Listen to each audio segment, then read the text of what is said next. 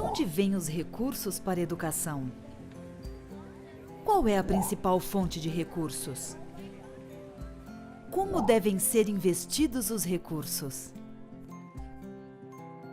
Bom, os recursos vêm de diferentes fontes, sendo a principal delas o Fundo Nacional de Desenvolvimento da Educação Básica e de Valorização dos Profissionais da Educação, o Fundeb. E como funciona o Fundeb? O Fundeb é um fundo formado por recursos de impostos de estados e municípios. 20% do que é arrecadado através de transferências e diferentes impostos, como IPI, ICMS e IPVA, entre outros, não entram no caixa da prefeitura ou do estado. Essa verba é depositada diretamente em um fundo contábil estadual.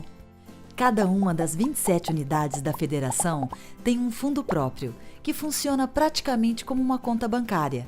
É para lá que vão os recursos que são então redistribuídos entre as contas do Fundeb das prefeituras e do governo do estado.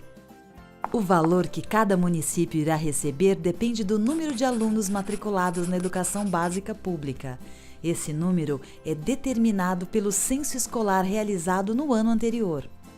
O total de matrículas de cada rede de ensino é então multiplicado por um fator de ponderação, para se chegar ao valor que deve ser enviado às contas de cada estado e município. Esse fator de ponderação representa quanto vale cada matrícula. Há 19 fatores de ponderação, sendo a matrícula no ensino fundamental urbano, nas séries iniciais, a base de cálculo. Por exemplo, uma matrícula em um curso integral ou em uma escola no campo precisa de mais recursos, então ela vale mais que uma matrícula em tempo parcial. Mas para tudo isso acontecer, precisamos de uma ferramenta muito importante, o censo escolar. Nós, gestores, temos que informar exatamente quantos alunos estão matriculados em nossas redes de ensino, em cada etapa e modalidade. A partir desses dados, uma comissão intergovernamental formada pelo ministro da Educação, 5 representantes do CONSED e 5 da Undime define um valor para cada tipo de matrícula.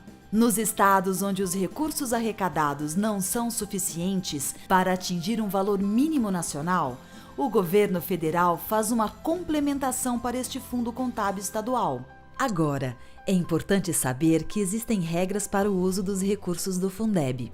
De toda a verba recebida, o gestor deve destinar no mínimo 60% para o pagamento de profissionais do magistério em efetivo exercício. Os outros 40% ficam para a manutenção e o desenvolvimento do ensino, determinadas pelo artigo 70 da LDB. Nesse artigo, a LDB especifica as ações nas quais os recursos podem ser gastos. Esse dinheiro deve ir para despesas de manutenção e desenvolvimento do ensino. Então pode capacitar o pessoal do magistério e outros profissionais da educação, construir, ampliar, reformar e equipar uma escola, aplicar em material didático e investir em transporte escolar. Já o artigo 71 determina onde os recursos não podem ser usados. Ações de assistência social, odontológica, médica, farmacêutica e de alimentação não podem ser consideradas despesas custeadas com o recurso do Fundeb, por não serem ações educativas. Para realizar a tarefa de acompanhar e controlar a distribuição, transferência e aplicação dos recursos, o Fundeb conta com um Conselho de Acompanhamento e Controle Social. Esse conselho é formado por representantes do poder local, professores, diretores, pais, alunos e servidores. E o que faz esse conselho?